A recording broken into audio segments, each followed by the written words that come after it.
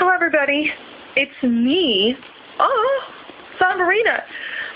And I was watching this just ridiculously made video. It's a promo for a Christian website about creationism and intelligent design. Yeah. It made me wonder, too. It's like, It's like a car salesman trying to sell motorcycles. They're semi-similar, but they're very, very different things. There's no such thing as an intelligent design creationist. There is not. So with that upfront display of ignorance about what they're even talking about, I thought, okay, this will be very entertaining. So he's like, this gentleman, his name is Carl Gallup, did this thing about the fallacy of atheism. And he says, when you're in a conversation with atheists, the first thing you need to ask them, is it absolutely 100% possible for God to not exist? And of course he goes, they're tempted to say no, because if they do, there's no way they would know, and there's no way we would know if there isn't a God, and all that good stuff. And that's true, and it's funny because he doesn't give a definition of God until the end of his video. And honestly, if he would have left his definition of God semi-ambiguous, is that the word I want to use? Yeah, ambiguous. He might have kind of gotten away with the question. I mean, it still calls into mind his general intelligence and knowledge about the matter, simply, like I said, because he's mixing creationism with intelligent design. And I thought that was kind of interesting. So, he's asking, is there 100% possible proof for God existing? Of course, I need to know which God he's talking about. And at the end, I figured out he meant the one in the Bible. The angry volcano God that ended up being the father of all Abrahamic religions, including Islam. Did I say that out loud? I'm sorry. I know how some fundies are. The Muslims are the new Soviet commies, which we all know is very, very retarded kind of thinking. And yeah, I totally use the word retard. You know what? I'll even go further. Let's just call them Christards, because that's the point I'm at. So anyway, this guy's going on about how, once we show this atheist that they can't be 100% sure because of this honest, scientific, creationist scientists use this technique in reverse all the time. And I have to ask again, what do you define as true scientific evidence? I mean, for all I know, you could be talking about a neuroscience giving you information about rabbits. I don't know where you got your information from. Most atheist sites you go to, we cite the papers and the studies where things have been found. We give sources.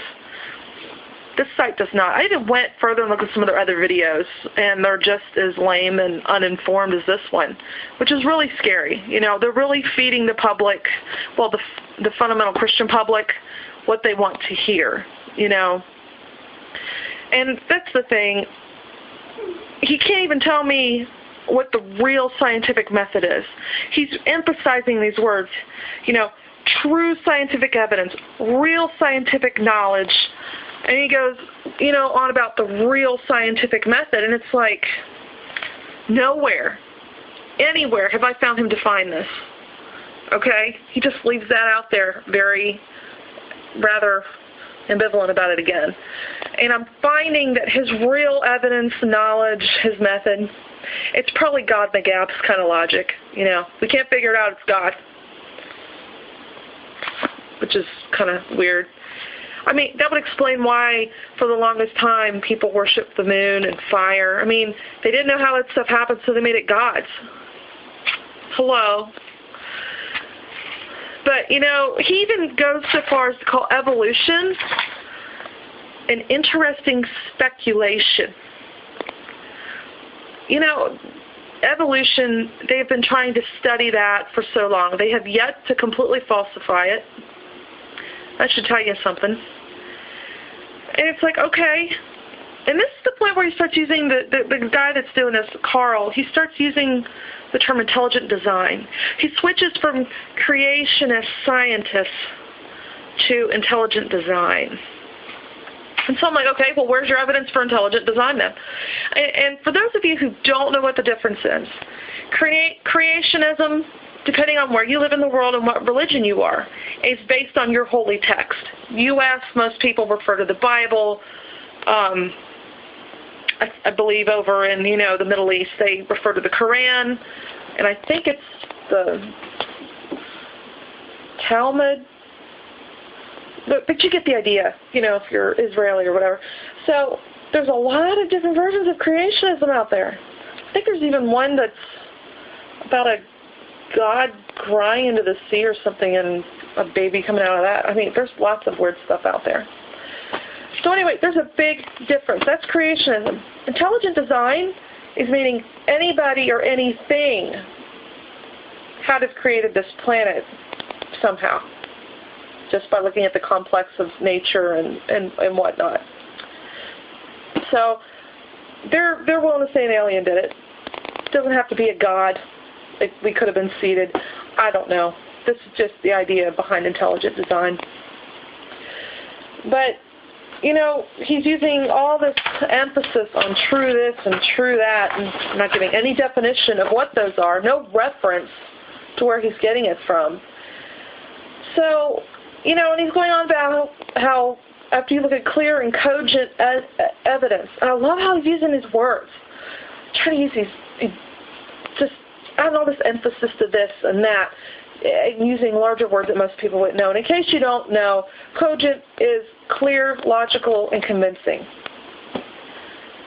And then I have to ask, well, what kind of logic are we referring to? The last I checked, the universe is not logical. The way we live and how we have things is the way it is because that's how the universe works. It's not because it's the way we want it to work. Reality is, if I drop a baseball and a bowling ball from a plane a mile above the earth, they're going to hit the ground at the same time. Logically, classic logic would say, no, the bowling ball hit first. Because it sounds right, that's the truth. That's classic logic. So I'm just kind of wondering what kind of logic they're using, and I think when he's using the word cogent, he definitely doesn't mean clear, and from what I've seen of the evidence, it's not convincing because, one, he's not really supplying evidence, let alone the sources, the doctoral papers. There's none of that given to this video at all. And so there might be logic involved, but I have a feeling it's classic logic. It's not normal scientific modern logic. So then he had question 2, and it was like, out of all the possible knowledge in the universe, how much do we as humans possess? This is a question that did not need to be asked. This is an empowerment question to kind of get the person starting to feel pumped up about what they're seeing. And, what I liked was he mentions that there's an infinite amount of knowledge. Most people, like Mr. Carl Gallup, probably like William Lane Craig, I'm going to leave it. William Lane Craig, they really don't believe in infinites. And the reason they don't like infinites is because they're not consistent. He's like, well, you got contradictions. And it shows that even William Lane Craig doesn't understand how it works because, honestly, infinites are deterministic. Every single one of them are. There might be 10 different formulas, but guess what? They're deterministic. So I was kind of surprised that they even used the word infinite amount of knowledge. And I'm hoping he doesn't go by quantitative definition, or I hope he does, because if he tries to hide behind qualitative, to say something's infinite, are you using sarcasm then as an adjective? Because last I checked, infinite is infinite, meaning never runs out, goes on forever. And then last I checked, science doesn't even claim to have all the answers. And I'm glad of that fact because it leaves new things to discover and enjoy every day. I mean, how fantastic is that? Every day there's something new discovered. Every day there's something new.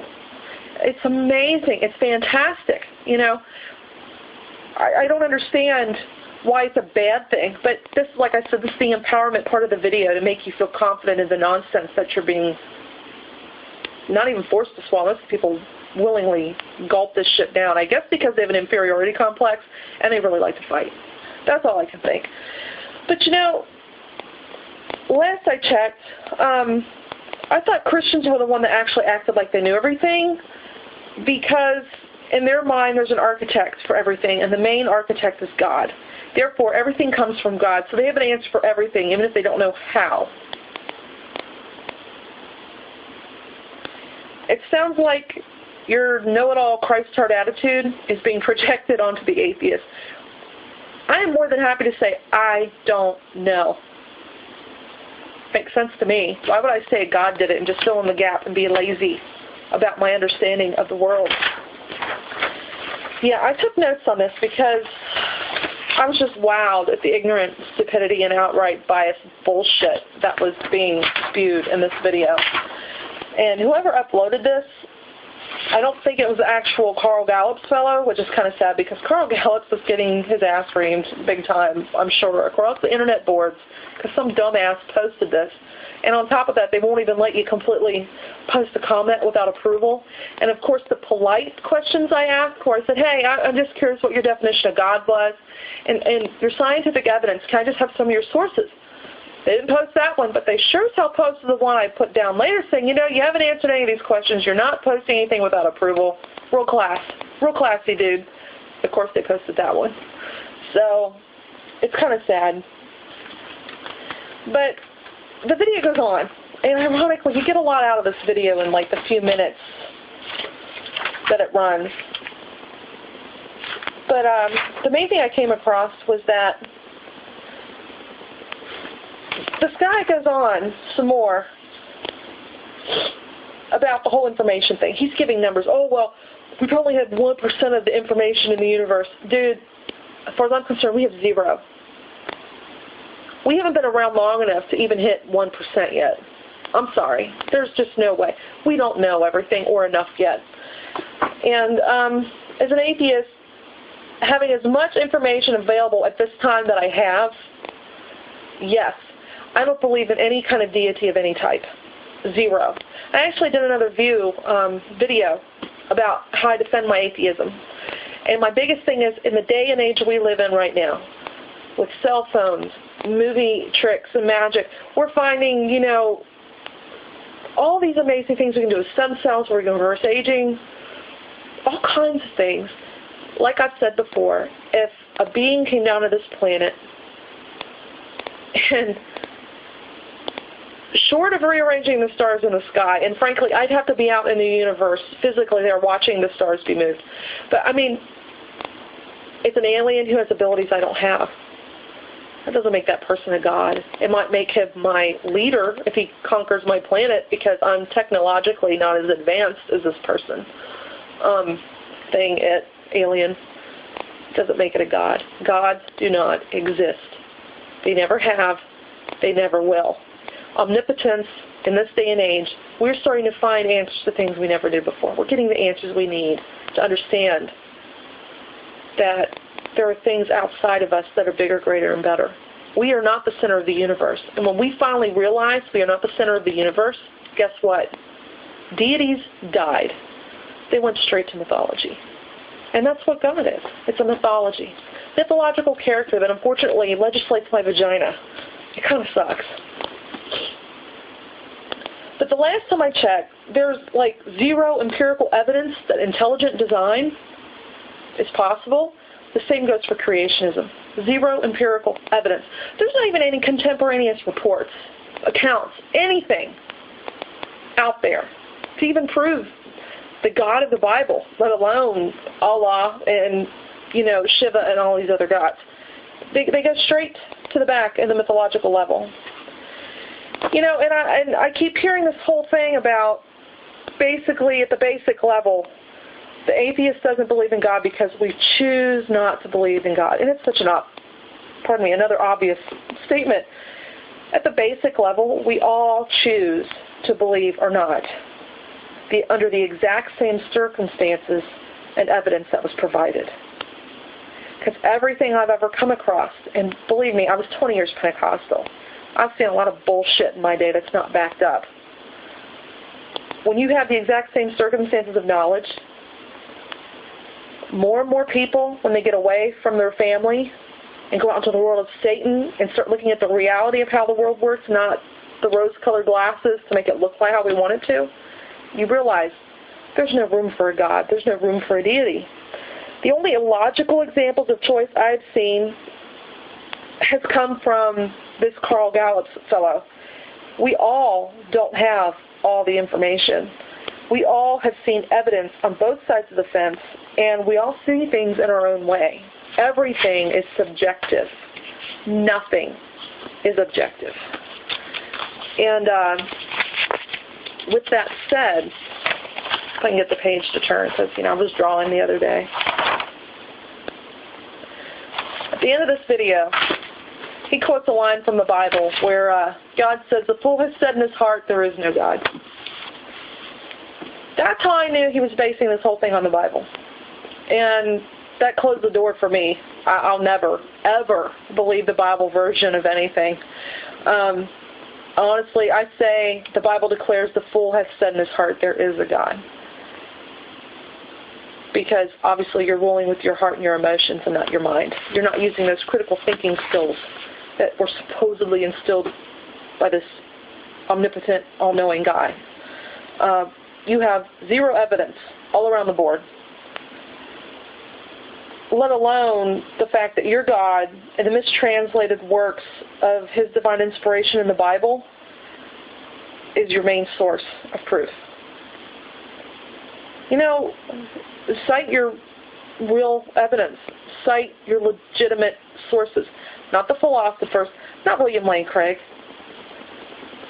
He's not a source. He's a fucking philosopher. He doesn't study science. He doesn't study how the stars work. He barely understands any of that shit. Show some real, cited evidence and sources. Things that can be proved false. How hard is that? Cite your sources or, get the fuck out.